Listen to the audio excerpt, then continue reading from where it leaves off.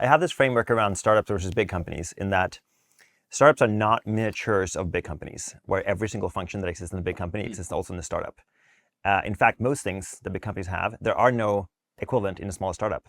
Startups only exist to reach product market fit. Like until then, nothing else really matters.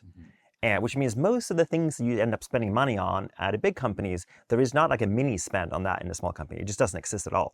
When startups get funded, every single dollar and every single energy effort should go towards trying to find product market fit, which usually is the 2 founders or the 3 founders, their computers, their apartment, and maybe one more engineer who's also probably an engineer that you hire. Like that's basically it. There's like really nothing else that goes into this. When I see people making mistakes, they're looking towards the bigger companies, the enterprises or whatever, and they're like, well, if I had this and this and this and this, I am now feeling more validated that my company is more grown up because it feels like a bigger company and I have some of these functions that bigger companies have, even though you don't really need it, like an office or ads, or like you have people in departments that you don't need. It makes you feel better more than it actually makes any difference whatsoever. In fact, it makes things worse because you have to manage these people in roles that aren't really needed yet. It creates a huge distraction, and it actually makes you spend all your time on the things that you can't really have distractions when you're trying to get product market fit.